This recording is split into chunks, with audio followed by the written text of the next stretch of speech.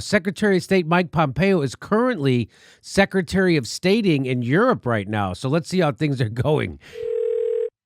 Pompeo.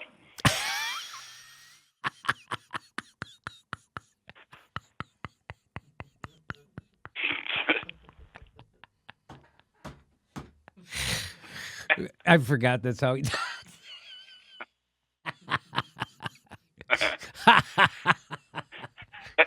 I forgot that's how he talks. Mr. Secretary? Pompeo.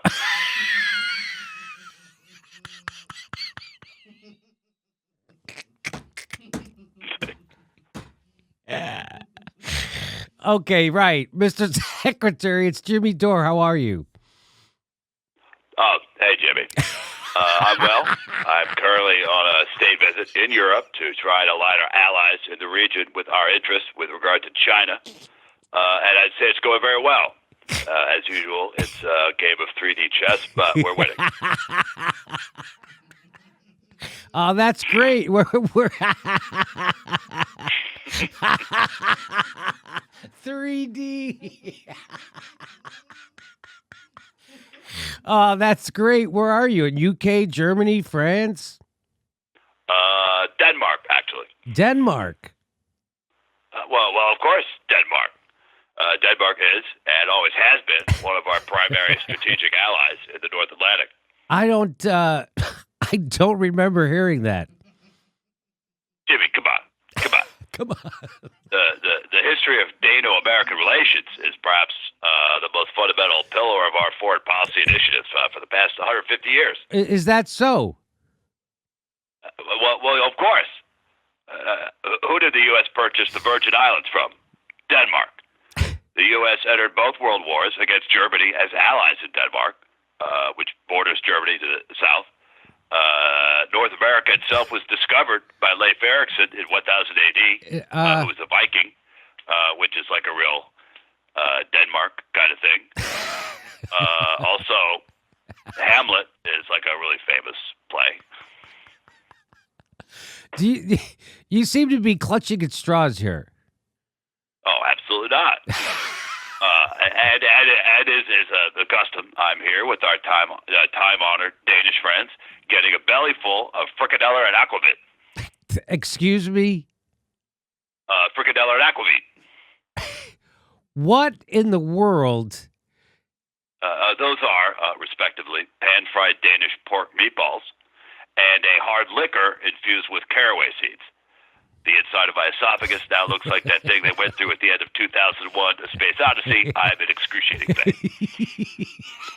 Secretary Pompeo, are you sure you're being straight with me about the reasons for this sudden diplomatic outreach to a tiny Nordic country in Denmark? I don't know. Kind of racking my brain here. I guess the only other, they control Greenland, but that's that's not a big deal. I see. Gotcha. The same Greenland that Donald Trump wanted to buy. I guess. Is there more than one Greenland? Maybe. It's a pretty generic sounding name to me. I could see there being several Greenlands, it's like Springfield. Give me a break. Okay, yeah, fine. That Greenland. What is the obsession with Greenland? Jimmy, it's strategic. We're playing 4D chess here. And it involves China. With global warming accelerating the melting of the polar ice caps and the Arctic waters becoming increasingly navigable, the question is who will control the Arctic and its oil reserves in the 21st century? Russia, China, or the U.S.? So your entire foreign policy worldview is predicated upon the admission that climate change is a massive threat. Foreign policy, yes. 50-year projections by multinational corporations, yes. Domestic policy, no. How can you work towards dealing with climate change internationally, but not domestically? Okay, that is complicated. That's 5D chess. By the way, every time something gets more complicated, you just add a D to the chess. I'm not sure if you picked up on that or not. that you keep straining an analogy until it makes literally no sense. Yes, I did pick up on that.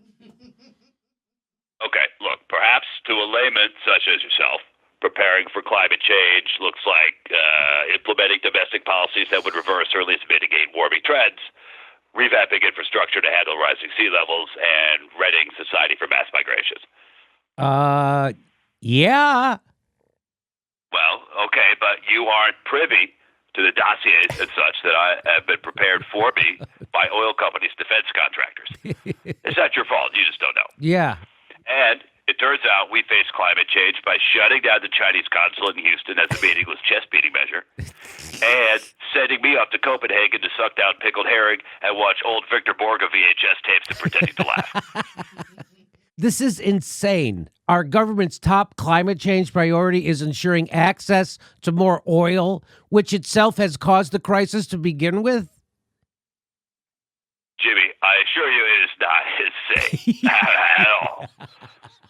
Especially if you and your immediate family have an entire wing reserved in a doomsday bunker in the Sierra Mountains. It makes perfect sense. Good God. Okay, look, anyway, I'm very busy. I have to go. I'm off to secure American safety and security by visiting the home of famous storyteller Hans Christian Andersen. Didn't he write The Emperor's New Clothes, a fable about a vain, stupid, and arrogant head of state who was tricked into exposing himself in front of his subjects? Yeah, I guess. A lot of that shit just doesn't hold up anymore.